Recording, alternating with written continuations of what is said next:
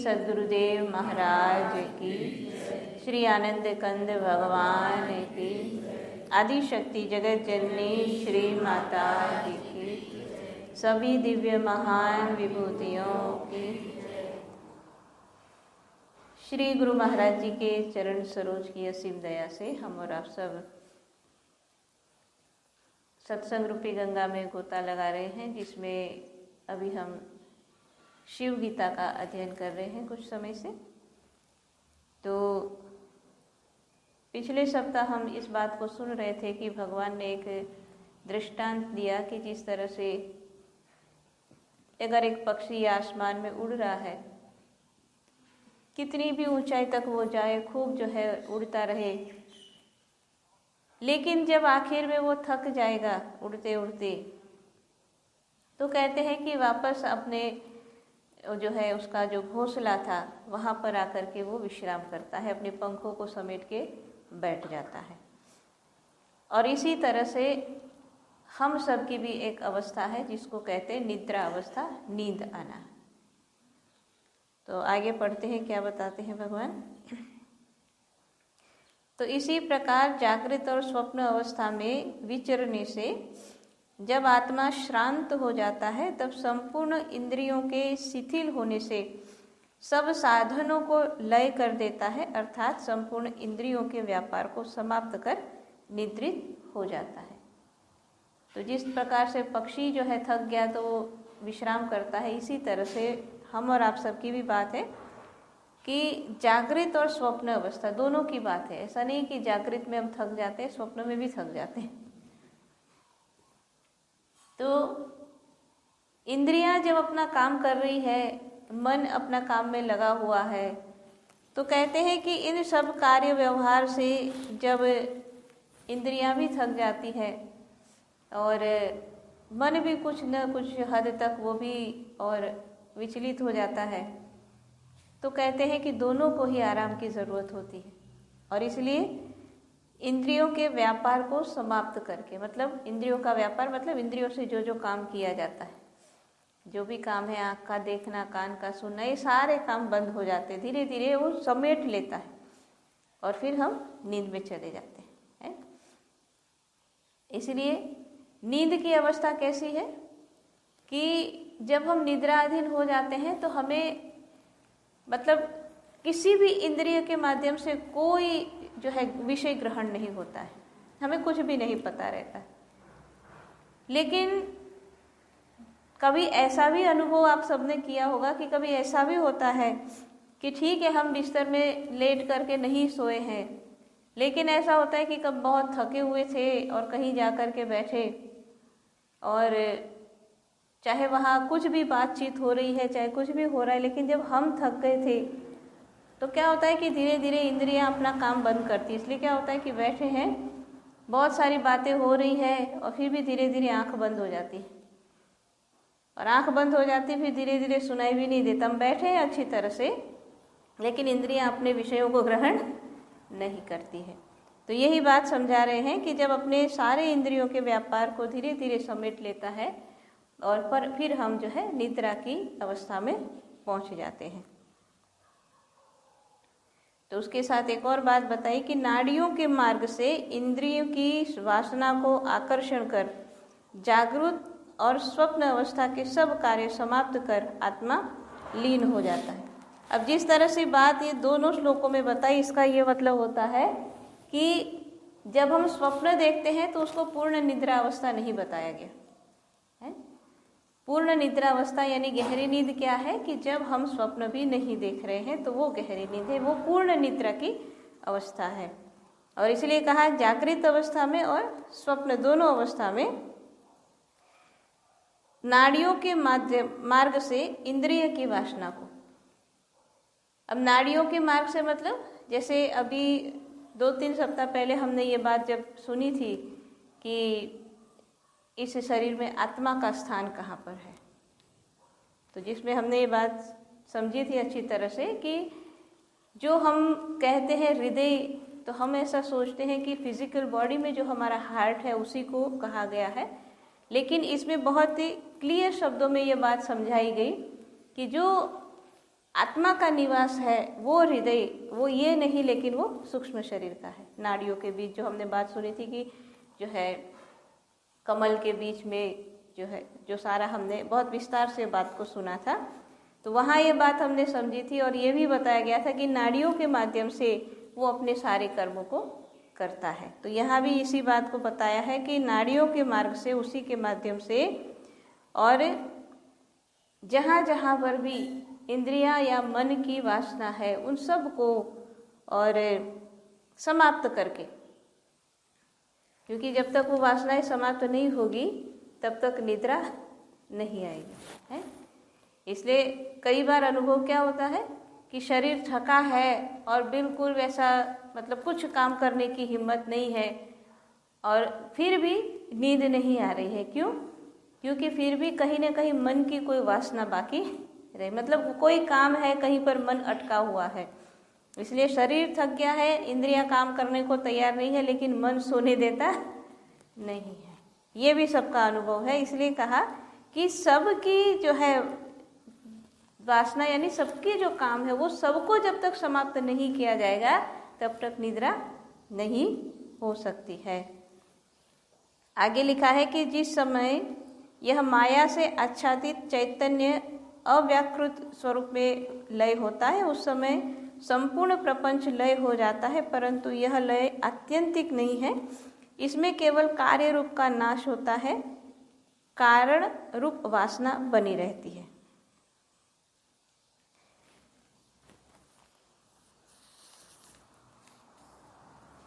तो दो बात यहाँ जो बताई है कि कार्य रूप और कारण रूप, दो तरह की वासनाओं के बारे में वो क्या है इसको समझाया है। तो आगे का श्लोक है उसको भी पढ़ती हो तो साथ में दोनों समझ में आएगी पूरी तरह से बात। कि इसमें ये कहा है कि जिस तरह से अगर किसी व्यक्ति को किसी वस्तु की बहुत इच्छा हो अत्यंत, है, अब समझो कि आपको, हम बात करें कि आपको कोई मतलब मन इच्छा थी बहुत कि मुझे ये चीज़ खानी है और आपके सामने वो वस्तु आई तो आपने उसको खा लिया, ठीक है। अब जब आपने इच्छा की, आपको मिला और आपने खाया, अब जब आपने खा लिया अब फिर इसके बाद क्या हुआ? इच्छा समाप्त, है। लेकिन जैसे हमने जो भी इच्छा थी खाने को मिला, हमने खा लिया, तो उस समय थोड़ी देर के लिए हमको कुछ अनुभूति हुई, बड़ी खुशी हुई या जो भी हुआ, मज़ा आया कहेंगे, कुछ भी कहें, उस कुछ समय के लिए हुआ, ठीक है। लेकिन उसके बाद फिर वो सब कुछ वहीं पर ख़त्म हो गया। फिर उसके बाद वो आनंद नहीं है, ठीक है, याद करेंगे बहुत मज़ा आया था, लेकिन जिस समय वो मज़ा आया वो उसी समय की बात है। इसी तरह से जब स्वप्न में अगर कुछ देखते हैं तो उसका भी आनंद क्या कब होता है कि जिस समय हम देख रहे थे उसी समय तक हमको उसका भी आनंद मिलता है। तो लेकिन यहाँ आगे का जो श्लोक में जिसके लिए बता रही, इसमें कहा कि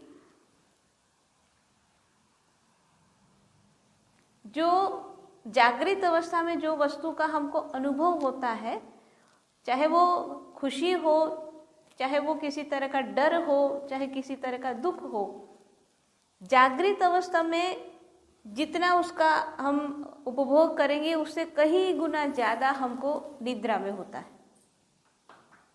मतलब कि जैसे अगर किसी वस्तु को देख करके अभी आप डर गए, ठीक है, तो ठीक है वो डर लगा थोड़ी देर के लिए, लेकिन हम जागृत है ना तो वो डर कुछ सीमित रहेगा। लेकिन उसी वस्तु का डर अगर हमको स्वप्न में लगे तो वो ज़्यादा होगा। क्यों? क्योंकि उस समय स्वप्न में क्या है कि और कुछ भी नहीं, सिर्फ एक ही जगह फोकस है हमारा। तो इसलिए वो डर अगर हम स्वप्न में अनुभव करेंगे तो हमको बहुत ज़्यादा होगा। जिस तरह से डर की बात है उसी तरह से किसी खुशी की बात हो, है। तो जो भी हम जागृत अवस्था में अनुभव करेंगे उसी को जब स्वप्न में किया जाएगा तो वो हमको बहुत ज़्यादा रूप में अनुभव होता है। क्यों? क्योंकि स्वप्न की अवस्था में जब अनुभव होता है तो वो सिर्फ फिजिकल बॉडी तक रहता नहीं है। अभी क्या है, फिजिकल बॉडी भी है जो आसपास में सब कुछ, अभी इसका विस्तार बहुत बड़ा है और स्वप्न में उसका विस्तार कम हो जाता है, लिमिटेड हो जाता है ना, इसीलिए उस समय वो ज़्यादा हमें अनुभव कराता है। तो ये बात यहाँ पर बता करके ये कहा जा रहा है कि जैसे जो हमने खुली आंखों से जो अनुभव किया और जो उस इच्छा की पूर्ति हुई, वासना की पूर्ति हुई, उसमें क्या हुआ? अब ये जो दोनों बात अलग अलग अभी हमने कही ना, जागृत की और स्वप्न की, अब दोनों को साथ में जोड़ करके बताया है इसमें कि अभी हमने जो इच्छा की हमको मिल गया, और उसके बाद मिलने के बाद भी, उपभोग करने के बाद भी जो इच्छा थी वो पूर्ण रूप से खत्म नहीं हुई, और इसीलिए फिर वो जो एक कहीं ना कहीं जो बाकी रह गई तो फिर वो स्वप्न के रूप में प्रकट हुई। तो इसीलिए कहते हैं, जो अभी जो हमने जो बात बताई कि कहा कि कार्य रूप का नाश हो जाता है लेकिन कारण रूप वासना बनी रहती है। मतलब जो समझो कि आज आपको इच्छा हुई कि चलो बहुत गर्मी का दिन है, गर्मी लग रही है, आज कुछ आइसक्रीम खाना चाहिए, ठीक है, इच्छा हुई, और शाम होते होते सत्संग के बाद कुछ बना दिया, कुछ प्रोग्राम, चलो आइसक्रीम खा लेते। अब आपने आइसक्रीम खाई, ठीक है, लेकिन ऐसा तो नहीं है कि वो आइसक्रीम खा ली तो मतलब इच्छा समाप्त हो गई, नहीं। अब हो भी सकता है कि आइसक्रीम खाई लेकिन मन में अगर इसके बजाय वो वाली मिलती तो ज़्यादा अच्छा था, है कि कोई लेने गया, आपने कहा था कि भाई जो है, और कुछ और अपना पसंद का कोई बताया था कि भाई ये वाली लेके आना, लेकिन उसके बजाय दूसरी मिल गई, है ना। आपको चॉकलेट चाहिए थी और वो वनीला लेके आ गए। अब आइसक्रीम है तो खा तो लेंगे, लेकिन क्या रहा, खाई लेकिन वो। तो ये बात है कि कार्य रूप का तो नाश हो गया, कि जो चाहिए था वो हो गया, लेकिन फिर भी वो इच्छा कहीं ना कहीं अंदर बनी रही। तो क्या होगा कि आइसक्रीम खा भी लिया, मज़ा भी लिया, सब कुछ लिया, लेकिन हो सकता है फिर भी स्वप्न में चॉकलेट आइसक्रीम खाएंगे। तो सिर्फ ये तो एक दृष्टांत है, वैसे संसार के हमारे सारे कामों की बात है।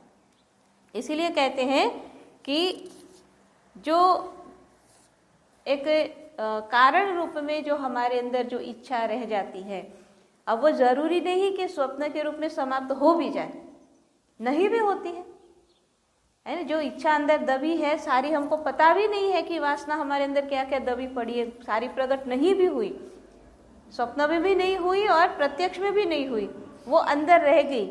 फिर क्या होगा, वो ही जो है कारण रूप की जो वासना अंदर थी, वो ही अंदर रहते रहते फिर हमारे लिए दूसरे जन्म का कारण बन जाती है। इसलिए उसको कहते कारण रूप है, कारण है वो। तो आगे का पढ़ते हैं कि निद्रा अवस्था में जीवात्मा जब ईश्वर को प्राप्त होता है, तब जागृत आदि अवस्था में जैसा ईश्वर से भिन्न रहता है तैसा तहाँ भी भिन्न रहता है, तब भी भेद नहीं जाता। ऐसा होने से ही वह उस समय दुख रहित होता है, क्योंकि कारण आत्मा में उसका साम्य माना जाता है, एकत्व पाता है, इस कारण औपचारिक है। तो ये भी एक दृष्टांत की तरह बताया है कि भाई जागृत अवस्था में जिस रूप में हम जिसको अनुभव करेंगे, बहुत हद तक उसी रूप में वैसा ही हम निद्रा अवस्था में भी अनुभव करते हैं। वहाँ कोई बहुत ज़्यादा भेद होता नहीं है। क्यों? क्योंकि जागृत अवस्था में जो भी अनुभव किया, उसी स्मृति को जो अंदर हमने हमारे मन ने अपने अंदर में जो बना के रखा, उसी के आसपास तो कहीं ना कहीं वो और स्वप्न बनता है। इसलिए वो साम्य है, दोनों के अंदर एक ही जैसा अनुभव वाले होते हैं। आगे कहते कि तो भी उस अवस्था में अविद्या की सूक्ष्मत्व वृत्ति आने से जैसे सुख अनुभव करता है, उस सुख को जैसे सुख जो है स्वप्न अवस्था में था कि मैं सुख से सोया, ये जो अनुभव है, तो ये दूसरा कुछ भी न जाना, केवल अज्ञान का ही अनुभव किया। परंतु यह अज्ञान भी साक्षी आदि की वृत्ति से अनुभव किया जाता है। किसी सुख से सोया, साक्षी न हो तो सुख से सोने की स्मृति किसी प्रकार नहीं हो सकती, क्योंकि गाढ़ निद्रा में सोते समय तो उस सुख का अनुभव होता नहीं। उसके पश्चात जागृत होकर साक्षी के द्वारा जाना जाता है। तो दोनों श्लोक में जो बात बताई अविद्या की और जो है अज्ञान, किसी भी शब्दों से उसको समझे कि अब बात जो अज्ञान की है कि भाई अज्ञान के कारण हम ऐसा कर रहे हैं, या अविद्या ने हमको जो है अविद्या के पर्दे में, अज्ञान के पर्दे में हम जो है सत्य तक नहीं पहुंच पाते, अनेक रूप में बातों को हम सुनते हैं। तो उसको अच्छी तरह से समझाया गया है इसमें कि अब बात यह है कि जो हम अनुभव कर रहे हैं या जहाँ पर हम फंसे हैं वो अज्ञान है, वो कैसे पता लगा? है ना? अगर हम ये कहें कि हम अज्ञान में पड़े हुए हैं या अविद्या ने हमको घेरा है या अंधकार ने हमको घेरा है, कैसे पता लगा? किसको पता लगा? कोई तो है जिसने ये बात समझी। किसने समझी, कैसे समझी, इसको बताने के लिए फिर ये दृष्टांत दिया है कि जैसे अगर कोई व्यक्ति बहुत गहरी नींद में बहुत अच्छे से सो गया, गहरी नींद में, तो गहरी नींद में तो पता नहीं होता है ना कि गहरी नींद है, लेकिन पता कब चला? जब जागे तो। लेकिन जागे तो पता कैसे चला? क्योंकि हम तो सोए थे। तो ये बात बताई गई है कि अब गहरी नींद में जब सब कुछ खत्म था, कुछ नहीं पता था, लेकिन फिर भी जिसने उसको देखा, जिसने उसको अनुभव किया, जो उस गहरी नींद का जो विटनेस था, उसके थ्रू हमको पता लगा कि नींद हमारी गहरी थी। कोई और कहने से नहीं, लेकिन अपने अंदर का जो विटनेस यानी हमारा आत्मा। इसी तरह से संसार के अंदर भी समझे जितनी भी बातें हैं कि अज्ञान की बातें हैं, अविद्या की बातें हैं, मोह की बातें हैं, जो भी बातें हैं, ये पता कैसे लगती है? क्योंकि उसको कोई विटनेस कर रहा है, उसका कोई साक्षी है कि अगर कोई मोह में फंसा है तो उसको मोह है ये भी समझाने वाला उसका अंदर का आत्म तत्व है। इसीलिए उसको साक्षी कहा जाता है कि जो कुछ भी हो रहा है, जो कुछ भी है, वो सब कुछ उसको जो है देखने वाला, जानने वाला, वो समझने वाला है। इसीलिए उसको साक्षी कहा जाता है। जागृत, स्वप्न, सुषुप्ति, यह तीन अवस्था जैसी इस लोक की है वैसी देवलोक की भी है। अब ये बात आज तक कभी नहीं सुनी थी कि जैसे हमारे यहाँ पृथ्वी लोक में, मृत्यु लोक में तीन अवस्था, चार अवस्था है वैसे तो, तुरीयावस्था जो सबसे अलग ऊपर की बात है, लेकिन मुख्य तीन अवस्था जिसमें हम सबका ज़्यादातर समय बीतता है वो है जागृत, स्वप्न और सुषुप्ति। तो जैसे मनुष्यों के लिए है ये तीन अवस्था है, वैसे ही ये तीनों ही अवस्था देवलोक के अंदर भी होती है। सुषुप्त के अंत में जब जागृत अवस्था आती है तो अपने कारण रूप जीव के प्रारब्ध के कर्म से फिर इंद्रियां इस प्रकार जाग उठती है कि जैसे अग्नि से चिंगारी उठती है, और इस प्रकार सूक्ष्म रूप में लीन हुई इंद्रियां जाग उठती है। अग्नि से चिंगारी उठती है मतलब चिंगारी कहाँ थी? अग्नि में ही तो थी नहीं, लेकिन कोई कारण हुआ ऐसा कि उसमें से चिंगारी निकली। तो इसी तरह से जब हम सब और गहरी नींद की अवस्था में थे, हैं, लेकिन उस अवस्था से भी फिर हम जागे। ऐसा नहीं कि गहरी नींद में है तो गहरी नींद में ही रहेंगे फिर उठेंगे नहीं, फिर भी जागे वहाँ से। तो क्यों जागे? अब अग्नि में से चिंगारी कब निकलती है? अंदर कुछ तो विशेष कारण होता है ना कि अग्नि से चिंगारी निकली। चिंगारी समझते हो? समझते हो चिंगारी?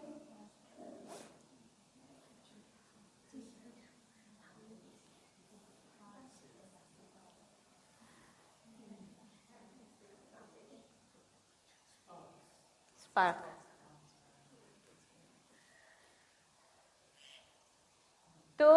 अब अग्नि तो अच्छी तरह से प्रज्वलित थी ही थी, लेकिन उसमें से क्यों निकला? वो कुछ तो हुआ ना, कारण है। इन सब से कुछ तो अलग हुआ, तब तो वो चिंगारी निकल के बाहर आई। तो क्यों निकली उसमें से चिंगारी?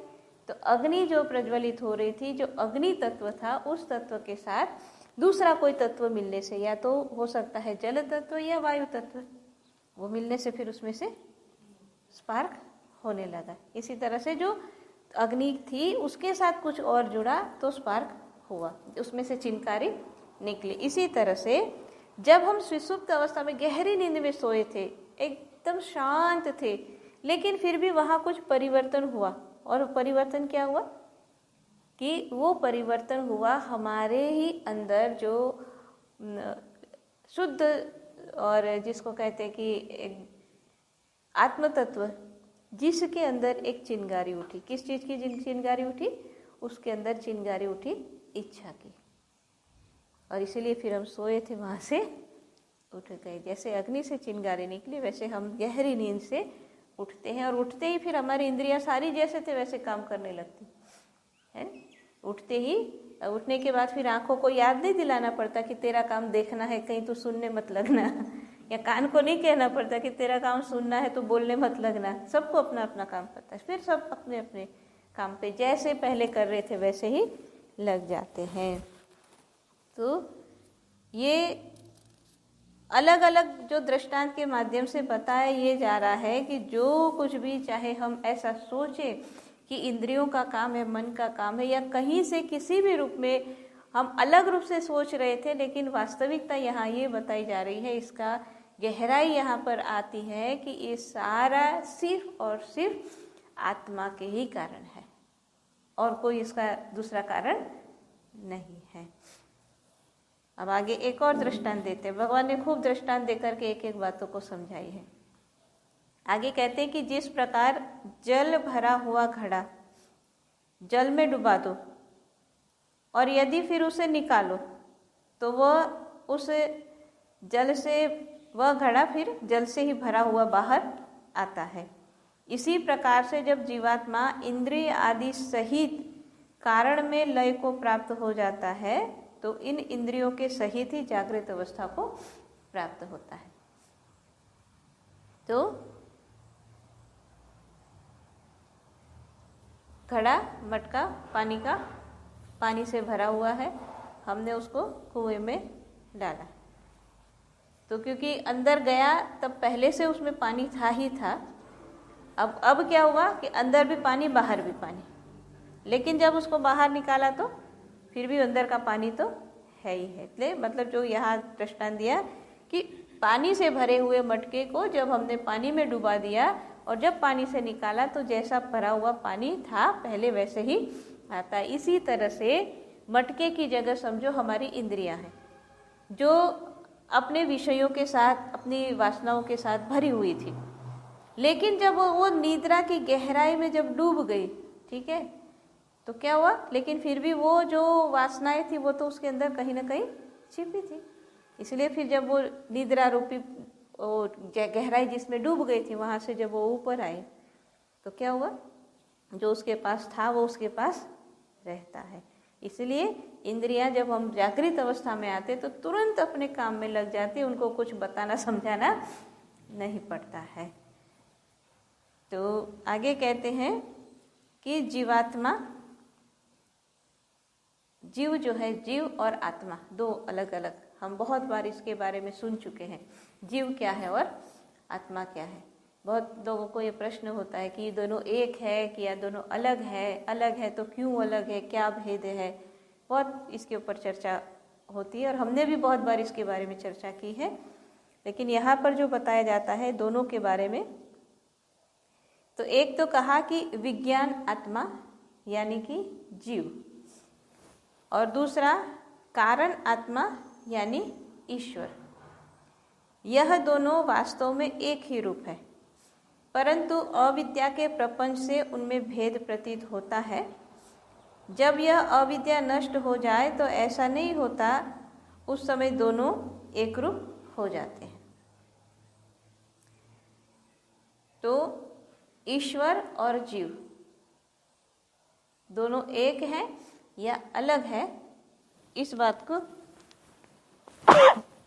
समझाया गया है यहाँ पर। इसीलिए कहा विज्ञान आत्मा और कारण आत्मा। विज्ञान, हम इसके बारे में भी बहुत बार सुन चुके हैं। और विज्ञान का मतलब, विज्ञान यानी साइंस हो तो इंग्लिश हो गया।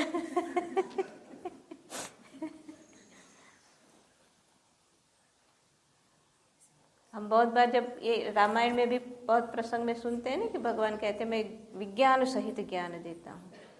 किसको कहा भगवान ने? काकभूषुंड जी को जब वरदान दिया तो कहा विज्ञान सहित ज्ञान देता हूँ। और बहुत जगह हम इस बात को, इस शब्द को पढ़ चुके हैं, समझ चुके हैं कि विज्ञान सहित ज्ञान देना। विज्ञान, अच्छा ठीक है, अब विज्ञान को हमने साइंस बोल दिया तो साइंस किसको कहेंगे? साइंस क्या है? साइंस की विशेषता क्या है? उसको क्या हम किस रूप में कहेंगे? ये अलग क्यों है साइंस?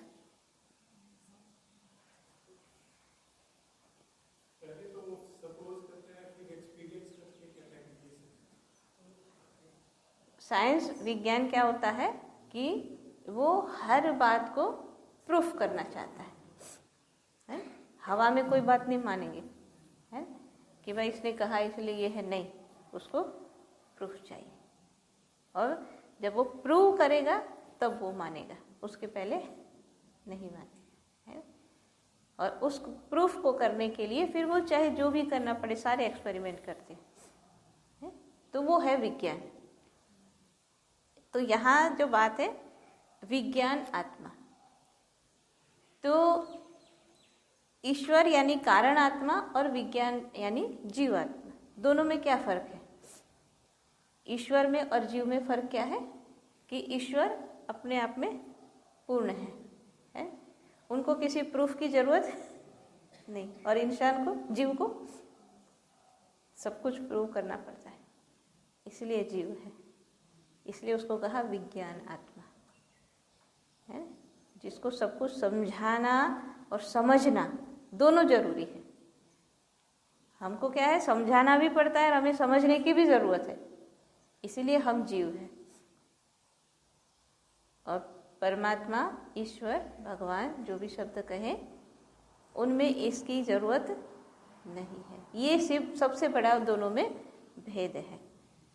इसलिए जब धीरे धीरे अध्यात्म की राह में आगे बढ़ते बढ़ते और ऐसा एक जो है पड़ाव आता है, ऐसी एक स्थिति आती है एक भक्त साधक के जीवन में कि फिर उसको किसी तरह के प्रूफ की कोई ज़रूरत नहीं होती। और वो स्थिति होती है जिसके लिए भगवान कृष्ण ने कहा जो अव्यभिचारिणी भक्ति, अनन्य भक्ति है, कि उसमें उसको कोई रीज़न चाहिए ही नहीं किसी तरह का, है ना। जो बताया जाता है कि एक गुरु भक्त जो है, गुरु का सेवक है या गुरु का भक्त है, उसके अंदर ये होनी चाहिए क्वालिटी, जो बात बताई जाती है, जो भगवान कृष्ण ने भी जिसकी चर्चा की है, कि जो गुरु महाराज ने जो कहा या गुरु की जो आज्ञा है, तो उसमें सोचना होता ही नहीं है कि ये है कि ऐसा है कि वैसा है, नहीं, बस खत्म बात है। जैसे मेरे को याद आती है एक बात, एक दिन श्रद्धे जी ने ही अपने सत्संग में ये सुनाया था, आप लोगों ने भी सुना होगा, मुझे याद है बहुत अच्छी तरह से, कि अपने गुरु दरबारों के जो अनेक जो भक्त प्रेमी है, उसमें कुछ ऐसे हैं जिनको बहुत लोग याद भी करते हैं, और उनमें से एक जो थे, यहाँ भी आ चुके हैं, आप सब लोग जानते हैं उनको, मुरली जी। तो उनके बारे में एक बार श्रद्धे जी ने, जब उनका शरीर पूरा हो गया, उसके बाद कुछ सत्संग में उनको याद किया, तब ये बात बताई थी श्रद्धे जी ने कि उनकी विशेषता क्या थी। मुरली भाई जो थे, उनकी विशेषता क्या थी कि उनको मतलब इतना समर्पण कहो, विश्वास कहो, अनन्य भक्ति को, उनको ये था कि महाराज जी ने कहा तो बस है, उसमें ये नहीं लगाना है।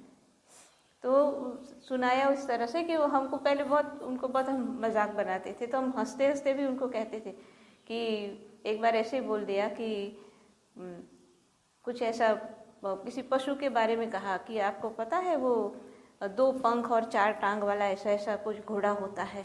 महाराज जी ने कहा, बोले हाँ होगा। महाराज जी ने कहा तो है, मतलब दिमाग में ऐसा कैसे हो, या तो टांग है या पंख हो, दोनों तो नहीं होता है कि 4 टांग वाला घोड़ा है और उसको 2 पंख लगी है, ऐसा होता है। तो बोला हाँ मालिक ने कहा तो है, बस है। तो वहाँ क्या हुआ, वहाँ कोई भेद मतलब कोई प्रूफ नहीं चाहिए, कुछ ये नहीं कि फिर वो मतलब उसमें छानबीन नहीं है कि पुरानी कहीं हम पढ़े कि डायनासोर के समय में या किसी और लोक में कहीं ऐसा था, कहाँ से महाराज जी ने ढूंढ के, नहीं, महाराज जी ने कहा मतलब है, और नहीं होगा तो वो नहीं होगा वाली बात उसमें आएगी नहीं, है। तो वहाँ क्या है, विज्ञान खत्म है। तो जब हमारे अंदर धीरे धीरे धीरे ये विज्ञान खत्म होकर के एक ही जगह हम लीन होने लगते हैं, वो फिर गुरु महाराज जी है। और गुरु महाराज जी को हम सब जानते हैं किस रूप में वो हमारे लिए है। तो जो बात है ना कि जीव और ईश्वर में भेद है, लेकिन वो जीव फिर धीरे धीरे जो मुक्ति की बात है, मोक्ष की बात है कि जीव ईश्वर में लीन हो गया तो मोक्ष हो गया है। यही तो है ना कि जो आत्मा जीव जो भी है अलग अलग है, वैसे आत्मा जीव में थोड़ा सा भेद है, लेकिन उसकी मुक्ति का मतलब कि वो एकाकार हो गया उस परमात्मा में, दोबारा उसको संसार में आना नहीं पड़ेगा, वो मुक्ति है। लेकिन एकाकार होने के लिए, एक होने के लिए, एक दूसरे में मर्ज करने के लिए जो जो कमी इसके अंदर है उसको खत्म करना पड़ेगा ना। दोनों एक जैसे होंगे तब तो मिलेंगे, है ना। कि जैसे अगर एक तेल है और एक पानी है तो नहीं मिलेंगे, तो तेल तो अलग रहेगा ही रहेगा, चाहे कितना पानी में आप मिलाओ, चाहे कुछ भी करो, वो अलग रहेगा। लेकिन एक में भी पानी है, दूसरे में भी पानी, दोनों मिलाएंगे तो इस तरह मिल जाएंगे, पता ही नहीं लगेगा कि ये पानी कौन सा है अलग अलग जगह का, है ना। तो इसी तरह से जीव ईश्वर रूप में कब मिलता है कि जब वो ईश्वर की तरह अपने आप को बना लेता है। और इसलिए जब ईश्वर के अंदर जो ये सारे प्रूफ या जो रीज़न या कारण, इन सब की जो ज़रूरत नहीं है, पूर्ण है, इसी तरह से जब जीव के अंदर ये भाव होते हैं, विज्ञान की वहाँ आवश्यकता नहीं रहती है, तब फिर वो धीरे धीरे एक रूप होने लगता है परमात्मा में। हालांकि ये जो श्लोक हमने पढ़ा उसमें ये बात नहीं है, ये हमने अलग कहीं और चले गए तो दूसरी बात हमने समझ ली। लेकिन अब इसमें पढ़ते हैं क्या लिखा है कि जीव और ईश्वर वास्तव में दोनों एक ही रूप है, और लेकिन अविद्या के कारण, अविद्या है इसलिए तो प्रूफ चाहिए ना। विद्या होती, ज्ञान होता तो प्रूफ की जरूरत नहीं रहती। जैसे अंधकार है तभी तो प्रकाश की जरूरत है ना। तभी तो किसी को कहेंगे भाई जरा टॉर्च है तो दिखाओ, मोबाइल में अपना बैटरी ऑन करो, नहीं तभी तो कहना, अभी थोड़ी किसी को कहना पड़ेगा कि भाई जरा बैटरी टॉर्च दिखाओ। अज्ञान है तभी तो इस तरह का प्रूफ की ज़रूरत होती है, इस तरह का भेद रहता है। इसीलिए कहते हैं कि जैसे जैसे ये ख़त्म होते चला जाता है वैसे वैसे और ये भेद जो है ख़त्म हो जाता है और अविद्या नष्ट हो जाती है, और उस समय दोनों एक रूप हो जाते हैं, मतलब आत्मा और परमात्मा का मिलन हो जाता है। जिस प्रकार से एक ही सूर्य जल आदि पदार्थों में प्रतिबिंबित होने से अनेक रूप दिखता है और जल के चलायमान होने से सूर्य आदि में भी चंचलता प्रतीत होती है, इसी प्रकार कुटस्थ एक जीवात्मा ईश्वर एक ही है और अनेक देहों में प्रतिबिंबित जीव रूप से प्रविष्ट होकर अनेक रूप और गमन अगमन आदि रूप से दिखता है। तो अब बात ये आएगी कि भाई जैसा आगे वाले श्लोक में कहा कि वास्तव में दोनों एक ही है, एक ही रूप है दोनों, कौन? जीव और ईश्वर। तो जीव और ईश्वर एक ही रूप होते हुए भी अलग क्यों दिखते हैं, या अलग क्यों हमें उसका ऐसा अनुभव हो रहा है? तो फिर से इसी दृष्टांत को, पहले भी हम इस दृष्टांत को सुन चुके हैं कि जैसे कहा कि अगर हम बहुत सारे अलग अलग बर्तनों में पानी भर करके और उस बर्तनों को बाहर रखें तो सूर्य का प्रतिबिंब हर एक बर्तन में, हर एक पानी में दिखेगा। और जितने बर्तन उतने सूर्य, फिर क्या होगा? जितने बर्तन उतने सूर्य। लेकिन वास्तव में सूर्य कितने हैं? एक है, लेकिन दिख कितने रहे हैं? अनेक दिख रहे हैं। अब दूसरी बात यह भी है कि जो आसमान में सूर्य है वो अपने आप में जहाँ है, जैसा है, वो स्थिर है। लेकिन जो बर्तन में, पानी में जो सूर्य दिख रहा है उसमें क्या होगा? वो जो पानी है, अगर जैसे अभी हवा आई ना बढ़िया सुंदर से, हवा की एक लहर ऐसी आ गई तो पानी की जो है, जो ऊपर लहरें बनेगी। पानी के ऊपर जब लहरें बनेगी तो वो पानी के अंदर जो सूर्य दिख रहा था वो कैसा दिखेगा? हिलने लगेगा, है। तो इसी तरह से कहा कि ईश्वर अपने आप में एक है, लेकिन हम सब के अंदर, जैसे पानी के बर्तन में भी पानी के बर्तन में भी सूर्य दिख रहा है, इसी तरह से हम सब के अंदर भी ईश्वर का अंश दिख रहा है। जो आसमान में सूर्य है वो स्थिर रहता है, वो नहीं चंचल है। जो पानी के अंदर दिखता है वो चंचल है। इसी तरह से ईश्वर अपने आप में पूर्ण है, लेकिन जब इन बर्तनों के अंदर वो छोटे छोटे अलग अलग सब के अंदर दिखता है तो वहाँ, क्योंकि जैसे लहर आई हवा की तो प्रतिबिंब हिलने लगा, इसी तरह से हमारे अंदर भी जब अलग अलग इच्छाओं की और अलग अलग संस्कारों की लहर आएगी, वैसे वैसे हर एक के अंदर परिवर्तन दिखेगा। इसलिए मनुष्य के अंदर चंचलता होती है, हमारे अंदर ये जो है चंचल होना एक सहज स्वभाव देखा जाता है, लेकिन ईश्वर में होता नहीं है। वो अपने आप में स्थिर है। मानव चंचल है, हमारे मन में चंचलता है, हमारे विचारों में चंचलता है, हमारे कर्मों में चंचलता है, सब जगह हम देख सकते हैं। और कोई व्यक्ति कितना चंचल है उसका अनुभव करना है तो कैसे होता है? जो व्यक्ति जितना ज़्यादा चंचल होगा उसको एक ही परेशानी होगी। क्या परेशानी होगी? एक जगह बैठेगा नहीं है। मन चंचल होगा तो मन नहीं बैठेगा और मनुष्य को भी नहीं बैठने देगा, है। इसीलिए जो जितना ज़्यादा चंचल होता है और उसी को कहा जाए कि चलो भाई आज तो बैठते हैं अच्छे से, है ना, फिर क्या होगा?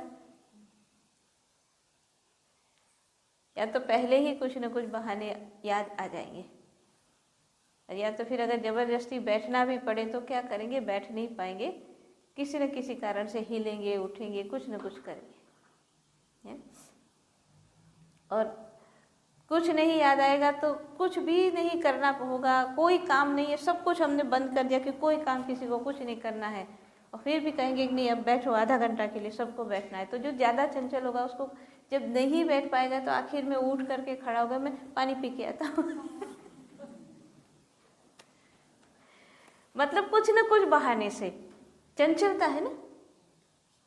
तो ये हर एक के अंदर होती है, किसी न किसी रूप में कम ज़्यादा होती है सबके अंदर चंचलता।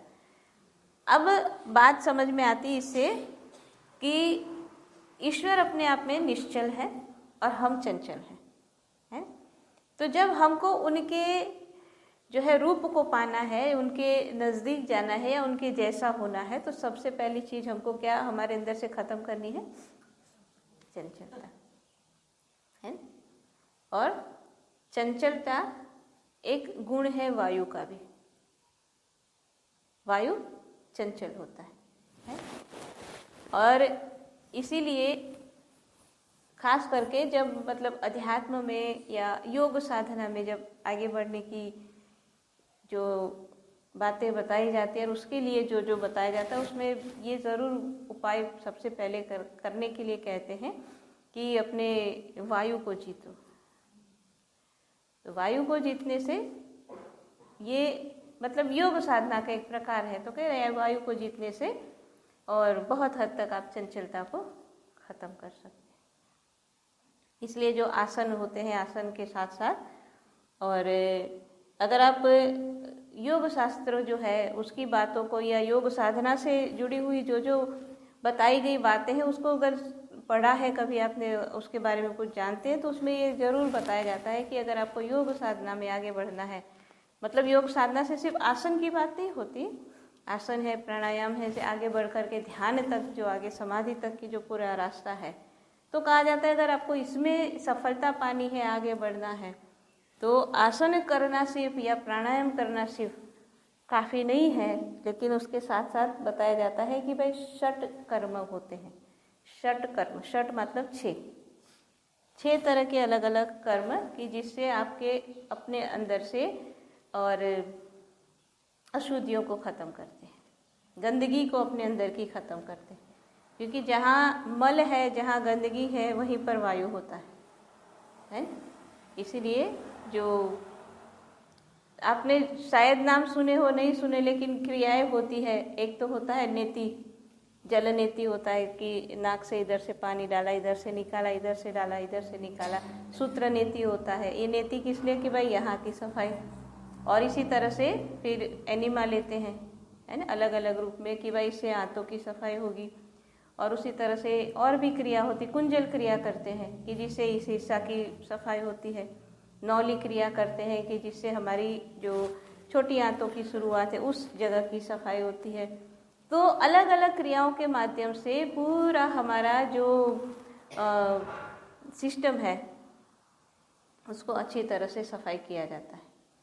और जब कहते हैं ये सफाई अच्छी तरह से होती है, तब आपके अंदर आप वायु को जीतते हो, और वायु को जीतने के बाद फिर धीरे धीरे आप प्राणायाम के माध्यम से आगे बढ़ते हो, तो फिर आप स्थिरता को प्राप्त करते हुए आप भजन साधना में आगे बढ़ते हो। ऐसी योग के, योग शास्त्र की या योग से रिलेटेड जो बातें बताई जाती है उसमें ये जरूर कहा जाता है कि षट कर्मों को, और इन्हीं कर्मों के अंदर जो क्रिया जिसको कहा है षट क्रिया, षट क्रिया जिसको बताया गया, तो इस षट क्रिया के अंदर वो एक आती है जिसको कपालभाति कहा जाता है। अब कपालभाति बहुत लोग प्राणायाम के रूप में उसको कहते हैं, लेकिन कपालभाति प्राणायाम नहीं है। हम कई बार अपने योग के क्लास में इस बात को बता चुके। कपालभाति प्राणायाम नहीं, कपालभाति क्रिया है। क्रिया है, क्रिया मतलब जो सफाई करती है। तो इसीलिए हालांकि बात हमारी कहीं और थी, हम कहीं और चले गए दोबारा से कि बात ये थी कि ईश्वर और जीव, उनके भेद क्या है। तो पहला भेद जो हमने देखा कि ईश्वर अपने आप में पूर्ण है और वहाँ पर प्रूफ की या प्रूव करने की ज़रूरत नहीं है। दूसरी बात देखी कि ईश्वर अपने आप में जो है स्थिर है और वहाँ पर कोई चंचलता नहीं है, और हम सब के अंदर एक विशेषता है हम सब की कि हम चंचल हैं। और दूसरी बात, और उसी चंचलता के कारण और जो है मन की चंचलता के कारण फिर शरीर भी चंचल रहता है, उसके कारण बुद्धि भी चंचल हो जाती है। और ये सारी चंचलता जब एक साथ मिल जाती है तो फिर एक जगह स्थिर होकर के जो मतलब एक ध्यान की, भजन साधना की जो एक स्थिति में हमको जाना चाहिए था, वहाँ हम नहीं जा पाते हैं। और इसीलिए अनुभव आप सब ने भी किया होगा, हम सब ने इस बात का अनुभव किया है कि अगर कभी ऐसा हुआ कि किसी कारणवश आपको मतलब टेंशन हो गया, चिंता हो गई ज़्यादा, चिंता होती है तो क्या होती है, हमारे अंदर वायु बढ़ जाता है। अब आपने कभी आज तक ऐसा देखा है कि एक व्यक्ति बड़ा ऐसे करके बैठा है और उसको कहो, मतलब बिल्कुल इस तरह से बैठा, उसको कहे कि भाई क्या हुआ, बहुत चिंता हो रही है। जिसको बहुत चिंता होगी ना, वो क्या होगा, कभी इधर जाएगा कभी उधर जाएगा, बैठ जा भाई क्या है, नहीं, लेकिन उसको चैन नहीं पड़ेगा, है। कभी आपने देखा चिंता वाला व्यक्ति निश्चिंत, मतलब आराम से सोया हुआ, बहुत चिंता है मैं सो रहा हूँ ऐसा तो कभी नहीं होता है। मतलब उसको जबरदस्ती कहेंगे तो बैठ एक जगह 10 मिनट बैठ जा, लेकिन बैठ नहीं सकता है ना। क्यों?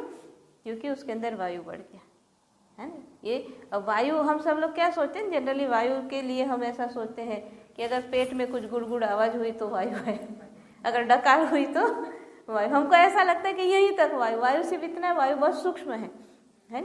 और बहुत सूक्ष्म रूप में हमारे अंदर काम करता है। इसीलिए उस वायु को जीतना। अब जो डकार के रूप में आएगा उसको तो हम दवाई लेके जीत लेंगे, ठीक है ना, लेकिन ये जो सूक्ष्म रूप में है उसको जीतने की बात है। और उसको जीतने के लिए ही तो हालांकि बहुत सारे अलग अलग है तरीके हैं, लेकिन जैसे हम अक्सर चर्चा करते हैं तो दोनों ऑप्शन की चर्चा करते हैं कि हम ये भी कर सकते हैं, हम ये भी कर सकते हैं, नहीं? तो हमारे अंदर की चंचलता को, हमारे अंदर के वायु को जो सूक्ष्म रूप में कहीं छुपे हुए और दुश्मन की तरह हमारे अंदर बैठ करके जो करता है, वो जो भी मतलब सिर्फ वायु की बात नहीं है, जो हमारे अंदर इस तरह बैठे हैं, छिपे हैं, जो हम कभी इसके बारे में पता भी नहीं चल पाता है, तो उन सब के खत्म करने के, उस सबको जो है और समाप्त करने के कहो, चाहे कंट्रोल में करने के कहो, अलग अलग तरीके हो सकते हैं, नहीं? जैसे हमने कहा योग जो है, योग शास्त्र में बहुत तरीके बताए जाते हैं उसके लिए कि भाई ये इनके माध्यम से, अलग अलग क्रियाओं के माध्यम से, अलग अलग आसनों के माध्यम से, बहुत सारे प्राणायाम है, बंद है, बहुत कुछ है जिसके माध्यम से हम इन सबको सही ढंग से अपने अंदर कर पाते हैं। तो एक तो ये तरीका है? लेकिन अपने अंदर के सूक्ष्म से सूक्ष्म वायु को कंट्रोल करने के लिए, अपने अंदर की जितनी भी जो भी होगी संस्कारों की या किसी भी तरह की जो भी गंदगी है, अगर उसको खत्म करना है तो दूसरा सरल रास्ता, सबसे सरल रास्ता, और वो क्या है? तन से गुरु की सेवा करना, तन से सेवा करना है। तो उसमें हमारे तन की जो शुद्धि होती है, साथ ही साथ हमारे संस्कारों की शुद्धि होती है, हमारे कितने बुरे से बुरे किए हुए कर्मों का जो बोझ हमारे ऊपर होगा उसकी भी समाप्ति हो जाती है। तो सबसे सरल रास्ता क्या? तन से गुरु की सेवा। और इसलिए आप सबको जो जो सेवा में आते हैं उन सबको अपना अनुभव होगा ही होगा अच्छी तरह से, है कि जिस संडे आते हैं और बढ़िया से सेवा करके जाते हैं तो शरीर कितना हल्का लगता है? और फिर भजन में मन भी लगता है। क्यों लगा भजन में मन? थक जाना चाहिए था, है? जब आश्रम की सफाई के लिए आप आते हो तो होता है ना, सुबह से आ जाते हो, ऊपर से नीचे तक 3 मंजिल कितना धोते हैं, कहाँ क्या क्या करते हैं, सब कुछ होता है। थक जाना चाहिए, थकते नहीं है, अच्छा लगता है? और फिर उसके बाद भजन में भी मन लगता है। क्यों? क्योंकि हमारे अंदर की चंचलता खत्म हुई, हमारे अंदर के वायु को हमने जीता, हमारे अंदर के बुरे संस्कारों को हमने खत्म किया, है? इतना बड़ा जो है शस्त्र, इतना बड़ा साधन गुरु महाराज जी ने हम सबको दिया है। इसलिए जरूर इस साधन का उपयोग करना है और अपने जीवन के अंदर उसका पूरा फायदा उठाना है। ये 10वें अध्याय का आखिरी श्लोक है, उसको पढ़ लेते हैं फटाफट, फिर हम समाप्त करेंगे। आखिरी श्लोक है 10वें अध्याय का, जिसमें लिखा है, आत्मा देह आदि उपाधि से रहित स्वयं प्रकाश है, परंतु स्वरूप की स्मृति लोप करने वाली माया ने विस्मृति को प्राप्त कर दिया है। इससे सब प्रपंच इसमें अज्ञान से विदित होता है, कारण कि वह माया तो न होने वाली बात को भी करके दिखा देती है। माया के योग से आत्मा में कितने ही विरुद्ध कर्म दिखे, परंतु माया के दूर होते ही जीव ईश्वर और निर्विकार हो जाता है। हे दशरथ कुमार, यह तुमसे जीव का स्वरूप वर्णन किया। जो भगवान राम का एक प्रश्न था ना, जीव, पहले तो प्रश्न था कि कहाँ रहता है और फिर उसका स्वरूप क्या है। तो ये अध्याय में ज़्यादातर उसी की बात कही। तो आखिरी कहते हैं कि सबसे पहली बात, आत्मा जो है स्वयं प्रकाश है, आत्मा का स्वरूप स्वयं प्रकाश है। लेकिन ये स्वयं प्रकाश रूप आत्मा जो है, उसके साथ जब माया जुड़ जाती है तो माया अपने आप में अंधकार है। और जिस तरह से अंधकार हो, जहाँ पर अंधेरा हो, वहाँ पर जो नहीं भी है वो दिख जाता है, जो नहीं है वो भी दिख जाता है। इसलिए ज़्यादातर, अब हमने तो कभी इस बात का अनुभव नहीं किया, लेकिन सुना क्या जाता है कि अगर कोई कहते हैं ना कि फला जगह में भूत है, भूत की कभी किसी को दिन में दिखता है? दिन के 12 बजे भूत दिखा हमको, कोई नहीं कहता। कब दिखेगा? रात में दिखेगा, रात के 12 बजे दिखेगा, क्योंकि अंधेरा है। तो जैसे रात्रि के अंधकार में जो नहीं है सामने, वो भी दिख जाता है। अगर नहीं भी होगा, लेकिन क्या है कि अंधकार है और कुछ हवा से कुछ हिल भी गया तो हमको तो दिखेगा कि नहीं वो ये है। तो जैसे रात्रि के अंधकार में नहीं है वो भी दिख जाता है, इसी तरह से माया के अंधकार में भी जो नहीं है वो सब कुछ दिखता है। और माया का अब ये दोनों बातें आप साथ में जोड़ के सुनने से समझ में आता है ना कि अब माया में जो नहीं है वो भी जब दिख जाता है तो उसका तोड़ क्या है, उसका उपाय क्या होना चाहिए। जैसे अंधेरे में जो नहीं है वो भी दिख गया तो उसका उपाय क्या है? उजाला करके देख लो, है। अंधेरे में ऐसा लग रहा है कि पता नहीं यहाँ कुछ है, तो क्या करेंगे भाई? उजाला करके देख लो, है कि नहीं है, पता चल जाएगा है कि नहीं है, नहीं। तो इसी तरह से माया के प्रभाव से जब बहुत ज़्यादा और नहीं दिखने वाली चीज दिखने लग जाए, बहुत ज़्यादा किसी भी रूप में परेशानी बढ़ जाए, है, तो उसका सरल उपाय क्या है? प्रकाश करके देख लो। अब कौन से प्रकाश को करेंगे? जो आत्मा का स्वयं प्रकाश है उसी से दिखा जाएगा, उसी से ये बात समझ में आएगी, है। इसलिए जब माया का प्रभाव किसी भी तरह से बढ़ने लग जाए, किसी तरह की आपत्तियां उसके कारण शुरू हो जाए, तो क्या करना है? एक भजन गाते हैं ना कि जब चिंता मन को सताए तो भजन करो, जब व्याकुल मन घबराए तो भजन करो, है। चिंता मन को सताए तो भजन करो, है। तो भजन साधना ही एक उपाय है इन माया के जो अंधकार से अपने आप को बाहर निकालने, है। और भजन साधना में भी हम कई बार इस बात की चर्चा कर चुके हैं कि जब ज़्यादा जो है किसी भी तरह की चिंता सताती है तो उस समय हमको क्या करना है? भजन तो है, लेकिन भजन में भी जो हमने अलग अलग स्टेप सारे सीखे हैं उसमें क्या करना है उस समय जब ज़्यादा चिंता सताए, हैं? बहुत बार सुन चुके हैं ना, समझ चुके हैं ना इस बात को। क्या करना है उस समय जब ज़्यादा चिंता हो, तो चिंता में परेशान हो रहे हो तो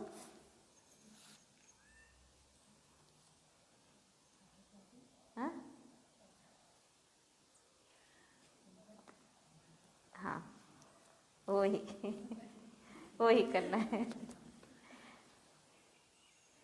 तो भजन जो मैं कितनी बार याद भी दिलाई चुकी हूँ, बहुत बार हमने इस भजन को सुना है कि जिसमें कहा कि जे तू चार पदार्थ पावे सेवा कर साधवा, है। जिसमें ये गाते हैं ना कि दूजा पदार्थ अनहद वाणी, जिसको सुन के बन जा ज्ञानी, तेरी सगड़ी चिंता मिटावे सेवा कर साधवा। तो गुरु महाराज जी की इतनी असीम दया है कि सरल से सरल सारे रास्ते हमारे लिए खुले हैं, है। इसलिए खूब तन से भी सेवा करें, भजन भी करें, जितना मौका मिले सब सेवा का पूरा फायदा उठाएं, अपने जीवन को महान बनाएं। यहीं पर हम आज की इस शिव गीता के 10वें अध्याय को हम यहीं समाप्त करते हैं। अगली बार यहाँ से आगे हम पढ़ेंगे। बोलिए श्री सद्गुरुदेव महाराज की, श्री आनंद कंद भगवान की।